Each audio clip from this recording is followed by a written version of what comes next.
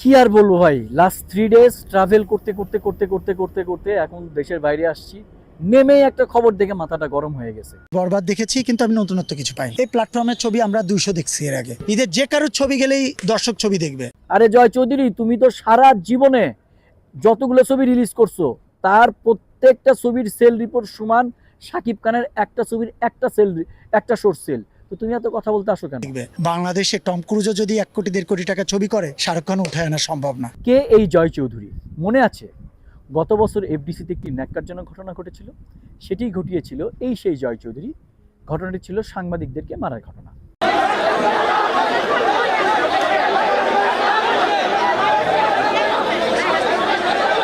সাংবাদিকদের উপরে মারামারি করতেছিল, তাদের মারতেছে।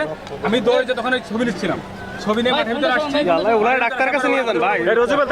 জয় চৌধুরীর একটা বিশেষ বৈশিষ্ট্য আছে, যখনই মানুষ তাকে ভুলে যেতে চায় তখনই এমন একটা ইস্যু ক্রিয়েট করে দেন, সেই ইস্যু নিয়ে তাকে কিছুদিন আলোচনা হয়। এইবারও সেই রকমই একটা ইস্যু, সেটা হচ্ছে শাকিব খানের ছবি চলছে না, বরবাদে নতুন কিছু নেই, কেন মানুষ ফিল্মে ইনভেস্ট করবে, কেন মানুষ সিনেমা বানাবে, সিনেমায় 1 কোটি টাকা রিকভারি নাই। আরে তুই কেমনে বুঝবি সিনেমার ব্যবসা কই আছে কিনা?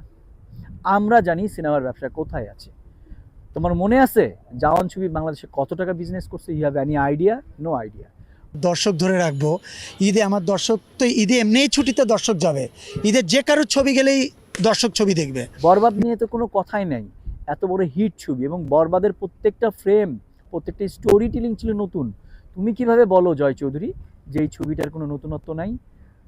আমি সাকিবিয়ানদেরকে বলবো যে এইসব ভিকটিম লোকজনকে না প্রতিহত করতে হবে, এদেরকে না থামাইতে হবে, কারণ এরা সব সময় বড় বড় কথা বলে, এরা নিজেদেরকে নেতা ভাবে। এবং আমি গত 2 বছরে এর পিছনে দৌড়াইতে যে আমি অনেকগুলো ছবিতে ভালোভাবে কাজ করতে পারি না, কিছু ছবি ছাড়তে হয়েছে, কারণ বেশ প্রোগ্রামগুলো থাকে, তখন শুটিং করাই যায় না। আপনারা জানেন অ্যাসোসিয়েশনে কাজ করতে গেলে 100% ওইখানে এফোর্ট দিতে হয়। এবং এরা এই কথাগুলো কেন বলে? আলোচনা থাকার জন্য। কিছুদিন ধরে পরে দেখবেন এফডিসিতে শিল্পী সমিতি নির্বাচন হবে, এই লোকটাই হয়তোবা আজ থেকে কিছুদিন পরে সভাপতি হোক, আন্তর্জাতিক সম্পাদক হোক, এইরকম বড় বড় পোস্টে নির্বাচন করবে। এবং এরা কিন্তু যুগের সাথে এদের রং বদলিয়ে ফেলে। যখন ফ্যাসিবাদ সরকার ছিল তখন কিন্তু এই ধরেন 26শে মার্চ থেকে শুরু করে প্রথমে ফুল দিতে যেতে হবে, সব জায়গায় যেতে হবে, মানে অনেক কিছু তারা করছে। এখন কিন্তু আবার তাদের দল চেঞ্জ হয়ে গেছে, এরা নিজেদেরকে সেলিব্রিটিও দাবি করে। হ্যাঁ ভাই, তুমি সেলিব্রিটির কে ভাই? তুমি সেলিব্রিটির কে? তুমি কি ক্যারিয়ার আছে তোমার লাইফে? তুমি কি করছো ভাই? কথা বলার আগে ভেবেচিন্তে বলতে হবে। ইন্ডাস্ট্রি গ্রো আপ করতেছে, তোমাদের ওইসব 60 দশকের ধ্যান ধারণা থেকে বের হও, রিয়েলিটিটাকে দেখার চেষ্টা করো। তোমাকে আমি বলি ভাই, অনেক কথা বলো, নেতা সাজার চেষ্টা করো না, নেতা হওয়ার মতো কোনো যোগ্যতা তোমার নাই। সবসময় আমি তোমার মধ্যে দেখছি একটু চুলকানিটা বেশি। যখন যৌথ প্রযোজনার ছবি আসলো তুমি তখন আমাদের নামে অনেক বদনাম বলছো, এরা যৌথ প্রতারক, এরা যৌথ প্রযোজনার ছবি করে না।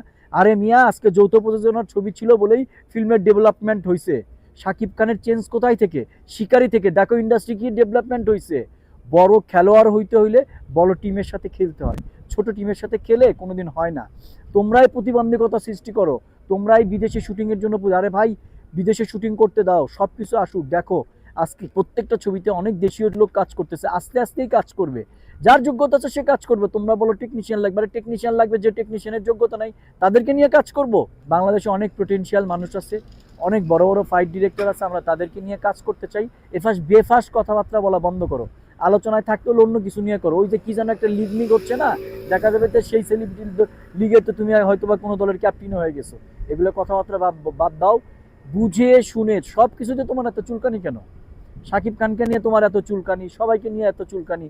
আমার মনে হয় যে ওই সাংবাদিক যেদিন তোমাকে মারছিল, এফডিসি লোকজন তোমার তো ক্ষমা করে দিছে, মুরব্বীরা এটাকে সমাধান করছে। দিন ক্ষমা না করে সব জায়গা থেকে তোমাকে এফডিসিতে ঢোকা বন্ধ করে দিলে তুমি থাইমা যাইতা। এখানে অনেকের দোষও আছে, সব সাংবাদিকরা আপনারা না এক জায়গায় হয়েছিলেন, ওর কোনো নিউজ করেন, ওর ইন্টারভিউ আপনারা কেন নিচ্ছেন? এইরকম ছেলেগুলোর ইন্টারভিউ কেন নিচ্ছেন যারা ইন্ডাস্ট্রির ক্ষতি করতে চায়? যেখানে আমরা সবাই প্ল্যানিং করতেছি যে কিভাবে শাকিব ভাইকে নিয়ে আরও বড় বাজেটের ছবি করা যায়। বলবো না এটা অ্যাকচুয়ালি কেন আসছি, লোকেশন দেখার জন্য আসছি। কোন ছবির লোকেশন এটা পরে বলবো, কারণ দরদ দিয়ে আমার একটা শিক্ষা হয়েছে, নেক্সট ফিল্মে যা কিছু করব হওয়ার পরে আপনারা জানবেন, হওয়ার আগে আর কিছুই জানবেন না। আমি আসলে একটা ফিল্মের লোকেশন দেখার জন্য আসছি। একটা বড় মাপের একটা ফিল্ম শুরু হচ্ছে, খুব রিসেন্ট শুরু হবে, আফটার ঈদই শুরু হচ্ছে। কে কি সব আপনাদেরকে পরে বলবো। জয় চৌধুরী, তোমাকে আবারও বলি, ভালো হয়ে যাও ভাই। তোমার সাথে পার্সোনালি আমার কোনো শত্রুতা নাই। তুমি সব কিছুতে একটু আঙুলি দেওয়ার চেষ্টা করো, নেতা সাজার চেষ্টা করো। নেতা পরে সাজো, আগে দেশের জন্য কিছু করো, ইন্ডাস্ট্রির জন্য কিছু করো, তারপরে নেতা হও। তোমাকে কেউ নিষেধ করতেছে না, আগে ইন্ডাস্ট্রির জন্য কিছু করো। ভালো থাকবেন।